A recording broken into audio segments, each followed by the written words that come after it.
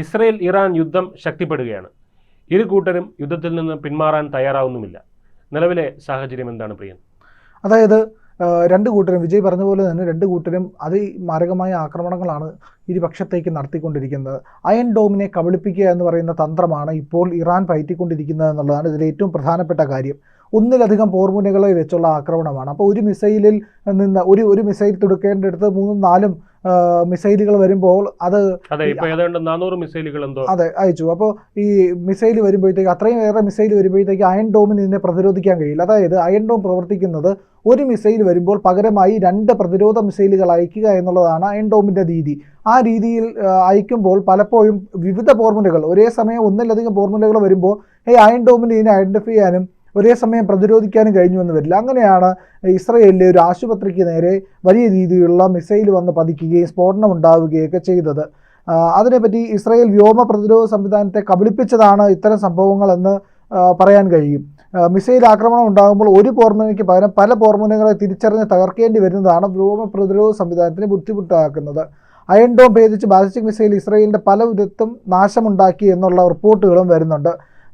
ഈ സാഹചര്യത്തിൽ സൈന്യം ഇതിനെപ്പറ്റി വിശദീകരിച്ചിട്ടുണ്ട്. ഇസ്രയേലിൽ ഇന്നലെ 10 മിസൈലുകളാണ് പതിച്ചതെന്നും ഡസൻ കണക്കിന് ആൾക്കാർക്ക് പരിക്കേറ്റെന്നും വാർത്തയുണ്ട്. അപ്പോൾ ഇതിനകത്ത് മറ്റ് വിവരങ്ങൾ വരുന്നതെന്ന് പറഞ്ഞു കഴിഞ്ഞാൽ അമേരിക്കയുടെ സൈനിക ശക്തിയാണ് ഈ പറയുന്ന വെസ്റ്റ് ഏഷ്യയിലെ പശ്ചിമേഷ്യയെ ആകെ നിയന്ത്രിക്കുന്നതിലൊരു പ്രധാന ഘടകം. അവിടെ അമേരിക്കയ്ക്ക് വലിയ സൈനിക ശക്തിയുണ്ട്. ആ സൈനിക ശക്തി എന്ന് പറഞ്ഞു കഴിഞ്ഞാൽ സാധാരണഗതിയിൽ നമ്മൾ ഒരു ചെറു രാജ്യത്തിനൊക്കെ ഉള്ള സൈന്യം എത്രയാണോ അത്രയും സൈന്യത്തെ തന്നെ പശ്ചിമേഷ്യയിൽ വിവിധ ഭാഗങ്ങളിലായി അമേരിക്ക വിന്യസിച്ചിട്ടുണ്ട്. അപ്പോൾ ഈ ഒരു പിന്തുണ ഇസ്രയേൽ ഉറപ്പാക്കുന്നുണ്ട്. പക്ഷേ ഈ അമേരിക്കയുടെ ഇടപെടലുണ്ടാകുന്നില്ല. ഇത്രയേറെ രീതിയിലുള്ള വലിയ നാശനഷ്ടം വരുത്തുന്ന ആക്രമണം ഇറാൻ്റെ ഭാഗത്തു നിന്നുണ്ടാകുമ്പോഴും അമേരിക്കയുടെ ഭാഗത്തു നിന്നൊരു ഇടപെടൽ ഉണ്ടാകുന്നില്ല എന്നുള്ളത് ഏറെ ശ്രദ്ധേയമാണ്. അപ്പോൾ എന്തുകൊണ്ടാണ് അമേരിക്ക ഇടപെടാത്തത് എന്നുള്ള ഒരു ചർച്ചയും നടക്കുന്നുണ്ട്. ഇസ്രയേൽ ഇറാൻ സംഘർഷം കനക്കുന്നതിനിടെ പല ഭാഗത്തേക്കും മധ്യപൂർവ്വേഷ്യയുടെ പല ഭാഗത്തേക്കും അമേരിക്ക യുദ്ധവിമാനങ്ങൾ അയക്കുന്നുണ്ട്. ഇതിൽ പ്രധാനപ്പെട്ടതെന്ന് പറഞ്ഞു കഴിഞ്ഞാൽ F-15, F-16 അടങ്ങിയ വിമാനങ്ങളാണ് അങ്ങോട്ടേക്ക് അയക്കുന്നത്. നിലവിൽ 40,000-ലേറെ സൈനികൾ 19 കേന്ദ്രങ്ങളിലായി വെസ്റ്റ് ഏഷ്യയിലാകെ അമേരിക്കയ്ക്കുണ്ട് എന്നുള്ളതാണ് യാഥാർത്ഥ്യം. ഇതിൽ Iraq, Bahrain, Egypt, Jordan, Kuwait, Qatar, Saudi Arabia, UAE എന്നിവിടങ്ങളിലാണ് സ്ഥിരം കേന്ദ്രങ്ങളുള്ളത്. ആ സ്ഥിരം കേന്ദ്രങ്ങളിൽ ഈ പറയുന്ന 19 കേന്ദ്രങ്ങൾ ഉൾപ്പെടാറുണ്ട്. കുവൈറ്റിലുള്ള 5 കേന്ദ്രങ്ങളിലായി 13,500 സൈനികരാണ് ഉള്ളത്. അവർക്കുള്ള സൗകര്യങ്ങളും അവിടെയുണ്ട്. അമേരിക്കയുടെ ഏറ്റവും വലിയ മധ്യ ഏഷ്യയിലെ എയർബേസ് ആണ് ഖത്തറിലെ ഖത്തർ അൽ ഉദൈദ് എന്ന് പറയുന്ന എയർബേസ്. 10,000 സൈനികരും B-52, F-15, X-16 എന്നിവയടക്കം 100 കണക്കിന് പോർ വിമാനങ്ങളും അവിടെ ഉണ്ട് എന്നുള്ളതാണ്. ബോംബറുകളും ഉണ്ട്. UAE-ൽ 3,500, ഇറാഖിൽ 2,500 എന്നിങ്ങനെയാണ് US സൈനികരുടെ എണ്ണം. ബഹ്റൈനിലെ മനാമയിൽ 9,000 സൈനികരുണ്ട്. US നാവികസേനയുടെ 5ാം ഫ്ലീറ്റിൻ്റെ കേന്ദ്രമാണ് ഇവിടം എന്നുള്ളത് ഏറെ പ്രധാനമാണ്.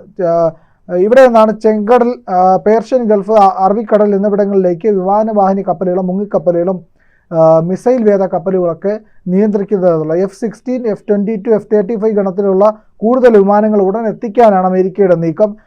US-ൽ നിന്ന് യൂറോപ്പിലേക്ക് 30 യുദ്ധവിമാനങ്ങൾ എത്തിച്ചിട്ടുണ്ട്. ആകാശത്ത് വെച്ച് ഇന്ധനം നിറയ്ക്കുന്നതിനുള്ള ഇന്ധന ടാങ്കുകളും ഈ മേഖലയിലുണ്ട്.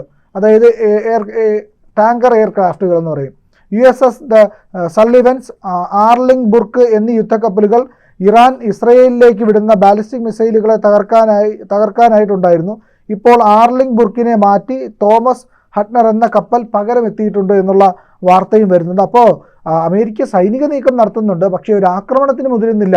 ഇസ്രയേലിനെ പ്രതിരോധ രംഗത്ത് സഹായിക്കാനായിട്ട് അവിടെ നിലയുറപ്പിച്ചിട്ടുണ്ട് എന്നുള്ള പ്രധാനപ്പെട്ട കാര്യവുമുണ്ട്.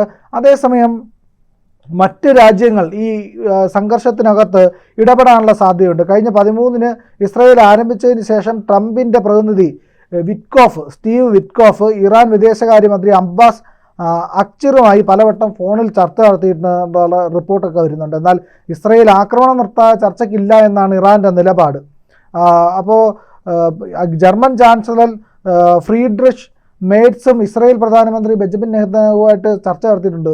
പുള്ളി പറഞ്ഞതെന്ന് പറഞ്ഞു കഴിഞ്ഞാൽ ഇത് യുദ്ധം അവസാനിപ്പിക്കാൻ പറയുന്നില്ല, പക്ഷേ ഇതിൻ്റെ ആക്രമണത്തിൻ്റെ തോതൊന്ന് കുറയ്ക്കണം എന്നാവശ്യപ്പെട്ടിട്ടുണ്ട്. അപ്പോൾ നാളെ തുർക്കിയിലെ ഇസ്താംബുളിൽ നടക്കുന്ന ഓർഗനൈസേഷൻ ഓഫ് ഇസ്ലാമിക് കോർപ്പറേഷൻ്റെ യോഗത്തിൽ ഇറാൻ വിദേശകാര്യമന്ത്രി പങ്കെടുക്കുന്നുണ്ട് എന്നുള്ളതും വരുന്നുണ്ട്. അങ്ങനെ അപ്പോൾ അവിടേക്ക് ഈ പറയുന്ന ഇറാൻ ഇസ്രയേൽ സംഘർഷം ചർച്ചയാകും എന്നുള്ളതാണ് പ്രധാനപ്പെട്ട കാര്യം. ഇനി മറ്റൊരു കാര്യം എന്ന് പറഞ്ഞു കഴിഞ്ഞാൽ റഷ്യയുടെ ഇടപെടലാണ്. വിജയ്ക്ക് എന്ത് തോന്നുന്നു? റഷ്യ ഇതിലൊരു നിർണായക നീക്കം നടത്താനുള്ള എല്ലാ സാധ്യതയുമില്ലേ? തീർച്ചയായിട്ടും പ്രിയൻ, നിർണായകമായ ഒരു നീക്കം റഷ്യ ഓൾറെഡി നടത്തിയിരിക്കുന്നു എന്നാണ് നമ്മൾ മനസ്സിലാക്കാൻ. കാരണം അതിന് മുന്നേ സംഭവിച്ചിരിക്കുന്ന ചില സംഭവ വികാസങ്ങൾ കൂടെ ഉണ്ട്. അതിലൂടെ നമ്മൾ ഇറങ്ങേണ്ടതായിട്ടുണ്ട്. അതായത് അമേരിക്ക ഒരു തണുപ്പൻ മട്ടിലേക്ക് കാര്യങ്ങൾ നിലവിൽ കൊണ്ടുപോകുന്നതായിട്ട് നമുക്ക് കാണാൻ പറ്റും. അതായത് ആക്രമിക്കും, ഇപ്പൊ പൊട്ടിക്കും എന്ന് പറയുന്നതല്ലാതെ അവരത് ചെയ്യുന്നില്ല. അതിന് കാരണമായിട്ട് പറയുന്നത് ട്രംപിന്റെ പാർട്ടിയിൽ തന്നെയുള്ള റിപ്പബ്ലിക്കൻ പാർട്ടിയിൽ തന്നെയുള്ള 2 സെനറ്റർമാർ ഈ യുദ്ധത്തിൽ അമേരിക്ക ഇടപെടേണ്ട ആവശ്യമില്ല എന്ന് ആവശ്യം ശക്തമായി ഉന്നയിക്കുകയും അത് ട്രംപിനെ കുഴപ്പത്തിലാക്കുകയും ചെയ്തിരിക്കുന്നതായിട്ടാണ് ഇപ്പോൾ അറിയാൻ കഴിയുന്നത്.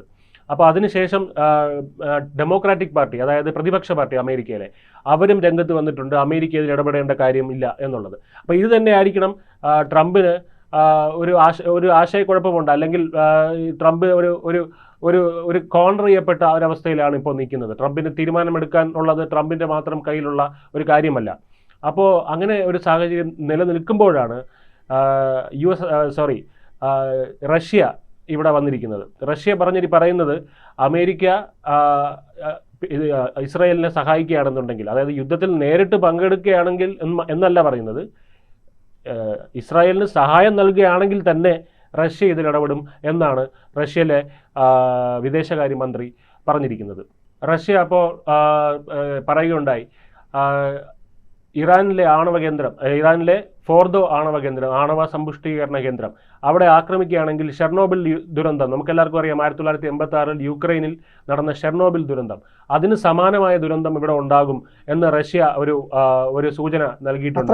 ആണവ വികിരണം അവിടെ നിന്ന് ഉണ്ടാകും എന്നുള്ളതാണ് റഷ്യ പറയുന്നത്. അപ്പോൾ അത് മുഴുവൻ ലോകത്തിന് തന്നെ ആപത്താണ് എന്നുള്ള ഭീഷണിയാണ് എന്നുള്ള രീതിയിലാണ് അത് പറയുന്നത്. അപ്പോൾ അതിലേക്ക് അമേരിക്കയും ഇസ്രായേലും കടക്കരുത് എന്ന് തന്നെ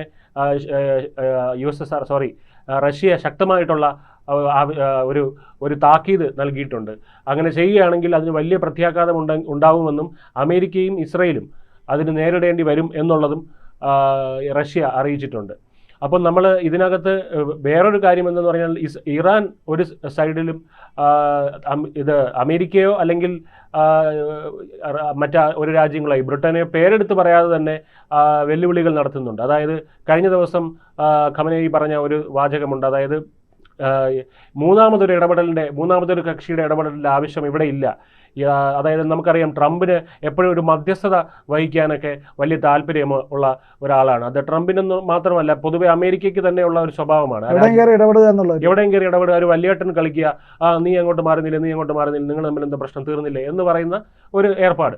അപ്പോൾ അതിവിടെ കളിക്കാൻ നോക്കി, അത് നമ്മൾ ഓടിച്ചു വിട്ടതുപോലെ തന്നെ, നരേന്ദ്രമോദി ഓടിച്ചു വിട്ടതുപോലെ തന്നെ ഈ ഖമനേയും അവിടെ ഓടിച്ചു വിട്ടിട്ടുണ്ട്. ഖമനേയി പറയുന്ന ഇവിടെ മധ്യസ്ഥത വഹിക്കാൻ ഒരുത്തനും വരേണ്ട ആവശ്യമില്ല, അങ്ങനെ വരികയാണെന്നുണ്ടെങ്കിൽ അവരും ഭവിഷ്യത്തുകൾ അനുഭവിക്കേണ്ടി വരും എന്നുള്ള രീതിയിൽ ഖമനേയി പറയുന്നുണ്ട്. അപ്പോൾ ഇത് പേരെടുത്ത് പറഞ്ഞിട്ടില്ല ആരെയും, പക്ഷേ കൊള്ളേണ്ടെടുത്തത് കൊണ്ടിട്ടുമുണ്ട് എന്നുള്ളതാണ്. അപ്പം നിലവിലെ സാഹചര്യം ഒരു വലിയ മഹായുദ്ധത്തിലേക്ക് പോകുന്ന, ഒരു 3ാം ലോക മഹായുദ്ധം എന്നൊക്കെ പറയുന്ന അവസ്ഥയിലേക്ക് പോകുന്ന ഒരു അവസ്ഥയിലാണെങ്കിലും റഷ്യ കൂടെ ഇടപെട്ട സാഹചര്യത്തിൽ ഇത് ഇനി അങ്ങോട്ടുള്ള ദിവസങ്ങളിൽ ഒരു എന്താ പറയുക, തണുപ്പൻ രീതിയിലേക്ക് പോകാനാണ് സാധ്യത. അതെ, തീർച്ചയായും. കൂടുതൽ വാർത്തകളും വിശേഷങ്ങളും നിങ്ങളിലേക്ക് എത്താൻ ABC മലയാളം സബ്സ്ക്രൈബ് ചെയ്യുക, ബെൽ ബട്ടണും അമർത്തുക.